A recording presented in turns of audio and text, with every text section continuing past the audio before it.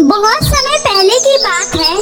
सोनपुर गांव में सिंड्रेला नाम की एक बहुत ही प्यारी हंसमुख लड़की रहती थी। वह दिखने में बहुत ही खूबसूरत थी।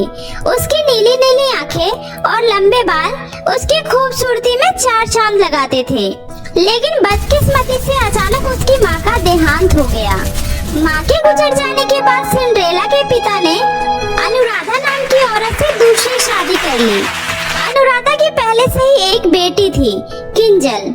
कुछ दिनों तक तो सब कुछ ठीक ठाक था, लेकिन सिंड्रेला के ऊपर दुखों का पहाड़ तब टूट पड़ा जब उसके पिता भी इस दुनिया को छोड़कर हमेशा के लिए चले गए। माँ और पिता के गुजर जाने के बाद अनुराधा और किंजल सिंड्रेला पर बहुत ही अत्याचार करने लगी। ए लड़की, अब से तू इस घर में नहीं रहेगी। अब से तू घर के बाहर गाय के तबेले में रहेगी, समझ गई? हाँ माँ, और इसके कपड़े और ज्वेलरी कितने अच्छे हैं। माँ, मुझे इसके सारे कपड़े चाहिए, और जो ऊपर इसका बड़ा वाला कमरा है ना, उसमें अब से मैं सोऊंगी। बेटी, अब से इस मनुष्य का सब कुछ तुम्हारा ही तो है। तू अब इस घर की इकलौती बेटी है। ये सिर्फ इस घर की नौकरानी है। अब से तुझे हम माँ बेटियों का सारा कहना मानना है और घर के सारे काम करने हैं, समझ गई? ठीक है माँ। इतना बोलकर सिंड्रेला फटे पुराने कपड़े पहनकर गायों के साथ तबेले में रहने चली जाती है। सिंड्रेला की सौतेली माँ और सौतेली बहन दिन ब दिन उस पर खूब अत्याचार करते, उससे घर का सारा काम करवाते और रात को बिना खाना दिए गौशाला में बंद कर देते। सिंड्रेला बहुत ही ज्यादा दुखी रहने लग गई। ऐसे ही दिन बीत रहे थे। एक बार की बात है, पूरे राज्य में राजकुमार के द्वारा एक घोषणा करवाई गई। सुनो सुनो सुनो, गांव की सभी लड़कियां ध्यान से सुनो। अगले हफ्ते महल में सभा का आयोजन किया गया है। विवाह आयोग जितनी भी लड़कियां हैं, सभी को महल में आमंत्रित किया गया है। सभी लड़कियों को महल में आना अनिवार्य है। उसी दिन हमारे राज्य के राजकुमार कुंवर सिंह अपने जीवन संगिनी का चुनाव करेंगे। यह सूचना पाते ही सभी खुशी से झूम उठे। वही किंजल ने जैसे ही ये खबर सुनी, वह भागते हुए अपनी माँ के पास जाकर सभा वाली बात बताती है। ये तो बहुत ही अच्छी खबर सुनाई है तुमने बेटी। तुम बिल्कुल भी चिंता मत करो। इस राज की राजकुमारी तो तुम ही बनोगी। देखना, मैं तुम्हें इतने अच्छे से तैयार करूंगी कि राजकुमार तुम्हें देखता ही रह जाएगा। अब चलो, तुम्हारे लिए गाउन और सैंडल भी तो लाने हैं। हाँ माँ, चलो। फिर पार्लर भी तो जाना है, जल्दी से चलो। सिंड्रेला वही दूर खड़ी उदास मन से उनकी सारी बातें सुन रही थी। सिंड्रेला का भी सभा में जाने का बहुत ही मन था, लेकिन अपनी माँ और बहन के डर से वह कुछ नहीं बोली। इधर किंजल सभा में जाने की जोरों शोरों से तैयारियां कर रही थी। उसने अपने लिए 1 लाख का सब्यसाची का गाउन बनवाया। वह हर रोज अपने उस गाउन को पहनकर शीशे के सामने खुद को निहारती रहती। हाय, कितनी सुंदर लग रही हूँ मैं। सभा में तो मैं ही सबसे सुंदर लगूंगी। राजकुमार तो मुझे ही पसंद करेंगे। आखिरकार सभा वाला दिन भी आ ही गया। उसने सुबह उठते ही सबसे पहले सिंड्रेला को बुलाया। सिंड्रेला, सिंड्रेला, जल्दी आओ। कहाँ मर गई? जल्दी से मेरे गाउन को प्रेस कर दो और मेरे सैंडल को अच्छे से पॉलिश कर दो। मुझे आज सभा में जाना है, कोई भी कमी नहीं होनी चाहिए। किंजल सुबह से ही रात के सभा में जाने की तैयारियां करने लगी। किंजल अब सभा में जाने के लिए पूरी तरह से तैयार थी। वाह, मेरी बेटी तो आज बिल्कुल परी की तरह लग रही है। भगवान बुरी नजर से बचाए। तभी सिंड्रेला डरते डरते अपनी माँ से कहती है, माँ, क्या मैं भी आप लोगों के साथ सभा में जा सकती हूँ? उन्होंने तो गांव की सभी युवा लड़कियों को बुलाया है ना? ये सुनकर दोनों माँ बेटी जोर जोर से हंसने लगी। शकल देखी है अपनी, बढ़िया ही सभा में जाने वाली। अरे, राजकुमार को अपने लिए राजकुमारी चाहिए, नौकरानी नहीं, समझी? चलो माँ, हम चलते हैं। हाँ हाँ, चलो बेटा, कहीं देर ना हो जाए। और सुन नौकरानी, हमारे आने से पहले घर का सारा काम हो जाना चाहिए, समझी?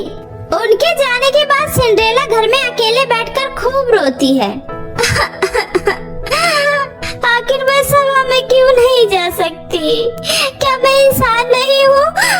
आज गांव की सभी लड़कियाँ कितनी खुशी खुशी सभा में गई है, और एक मैं हूँ जो यहाँ घर में अकेले अकेली बैठी हूँ। आज मेरे माँ बाबा जिंदा होते तो मेरे साथ ये सब नहीं हो रहा होता। सिंड्रेला रो ही रही थी कि तभी कमरे में अचानक एक प्रकाश हुआ और वहाँ एक बहुत ही खूबसूरत परी प्रकट हुई। प्यारी सिंड्रेला, चुप हो जाओ, उठो, मैं तुम्हें सभा में ले जाने आई हूँ। क्या सच में? पर मैं कैसे उस सभा में जा सकती हूँ? मेरे पास तो एक भी कपड़े नहीं हैं। तुम चिंता मत करो, मैं हूँ ना। इतना बोलकर परी अपना जादुई छड़ी घुमाती है और सिंड्रेला को एक बहुत ही खूबसूरत राजकुमारी में बदल देती है। सिंड्रेला उस दिन बहुत ही खूबसूरत लग रही थी। उसने एक बहुत ही खूबसूरत गाउन पहन रखा था और उसके पाँव में चमचमाती हुई लाल सैंडल थी।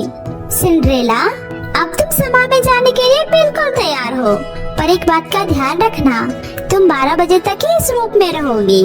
12 बजे के बाद तुम फिर से अपने पहले वाले रूप में आ जाओगी। सिंड्रेला, अब तुम जाओ। सिंड्रेला परी का धन्यवाद कर सभा में चली जाती है। सिंड्रेला जैसे ही महल में प्रवेश करती है, सभी की नजर सिंड्रेला पर ही टिकी रहती है। सिंड्रेला पूरे सभा में सबसे सुंदर और मासूम लग रही थी। सिंड्रेला के इस बदले हुए रूप को उसकी सौतेली बहन और सौतेली माँ भी नहीं पहचान पाई और हैरानी से सब सिंड्रेला की तरफ ही देख रहे थे। सिंड्रेला आज वाकई सबसे प्यारी लग रही थी। तभी अचानक राजकुमार कुंवर सिंह की नजर सिंड्रेला पर गई। राजकुमार को सिंड्रेला पहली बार में ही पसंद आ गई और वो उनके पास जाकर उसे डांस करने के लिए पूछा। सिंड्रेला खुशी खुशी राजकुमार के साथ डांस करने के लिए हाँ कर देती है। डांस करते करते अचानक सिंड्रेला की नजर दीवार में टंग रही घड़ी पर जाती है। हे भगवान, परी ने तो कहा था 12 बजते ही मैं फिर से वही फटे पुराने कपड़े में आ जाऊंगी। 12 बजने में कुछ ही मिनट बाकी थे। तभी सिंड्रेला वहाँ से जाने लगती है। क्या हुआ सुंदरी, कहाँ जा रही हो? मेरी बात तो सुनो। लेकिन सिंड्रेला राजकुमार की कोई बात नहीं सुनती है और घर की तरफ जाने लगती है। तभी भागते हुए उसकी एक लाल सैंडल वही महल में छूट जाती है, जो सिंड्रेला के पीछे भागते वक्त राजकुमार को मिलता है। घर आकर सिंड्रेला राजकुमार के ही ख्यालों में खोई रहती है। पता नहीं अब मैं दोबारा राजकुमार से मिल भी पाऊंगी या नहीं। वो मुझे कितना रोकने की कोशिश कर रहे थे, लेकिन मैं क्या करती। उन्होंने अगर मुझे इस हालत में देख लिया होता तो वो मुझे कभी नहीं अपनाते। ओफो, मुझे ज्यादा नहीं सोचना चाहिए। कहाँ वो राजकुमार और कहाँ मैं एक मामूली सी नौकरानी। हमारा कोई मेल नहीं हो सकता। सिंड्रेला रात की सारी बातें भूलकर अपने कामों में लग जाती है, लेकिन उसे बार बार राजकुमार का ही ख्याल आ रहा होता है। इधर राजकुमार अपने पूरे सैनिकों को उस लाल सैंडल वाली लड़की को ढूंढने में लगा देता है कि आखिर पता करो कि ये सैंडल किस लड़की का है। पता करते करते सैनिक सैंडल लेकर सिंड्रेला के घर पर भी आते हैं। आइए आइए, ये सैंडल तो मेरी बेटी किंजल का ही है। मैंने ही उसे ये लाल सैंडल दिलवाया था। लेकिन जब सैनिक ने उस लाल सैंडल को किंजल को पहनने को दिया तो वो उसके पैरों में बिल्कुल भी नहीं आता है। फिर भी किंजल बोलती है मेरी माँ ने आपसे बिल्कुल सही कहा था, ये मेरी ही सैंडल है। देखिए मेरे पैरों में कैसे आ गया। झूठ की भी हद होती है, ये सैंडल तो तुम्हारे पैरों से भी बड़ा है। इतना बोलकर वो सैनिक वहाँ से जाने लगता है। तभी उसकी नजर गौशाला में काम कर रही सिंड्रेला पर जाती है। तुम कौन हो लड़की? तुम इस सैंडल को पहन के दिखाओ। अरे सैनिक जी, इस गरीब नौकरानी को कहाँ ये सैंडल आएगी। बेचारी ने जिंदगी में सैंडल पहनना तो दूर देखा भी नहीं है, उसे रहने दीजिए। तुम चुप करो। राजकुमार का हुक्म है सभी लड़कियों को सैंडल पहनाकर चेक किया जाए, तो तुम हमें हमारा काम ना ही सिखाओ तो बेहतर है। सिंड्रेला जैसे ही उस सैंडल को पहनती है, वह सैंडल उसके पैरों में बराबर आ जाता है। क्या ये सैंडल आपका है? जी, ये मेरा ही सैंडल है। फिर सिंड्रेला को सैनिक राजकुमार के पास लेकर आता है। सिंड्रेला को देखकर राजकुमार कहते हैं, क्या तुम वही रात वाली प्यारी सी लड़की हो? तुम सभा से क्यों चली गई थी? मैंने तुम्हें कहाँ कहाँ नहीं ढूंढा। खैर, अब तो तुम मिल ही गई हो। मैं तुमसे ये कहना चाहता हूँ कि तुम मुझे सभा में सबसे खूबसूरत और प्यारी लड़की लगी। क्या तुम मुझसे शादी करोगी? यह सुनकर सिंड्रेला के तो खुशी के ठिकाने नहीं रहते। सिंड्रेला शर्माते हुए हाँ कर देती है और फिर बहुत ही धूमधाम से राजकुमार और सिंड्रेला की शादी हो जाती है और फिर दोनों खुशी खुशी रहने लगते हैं।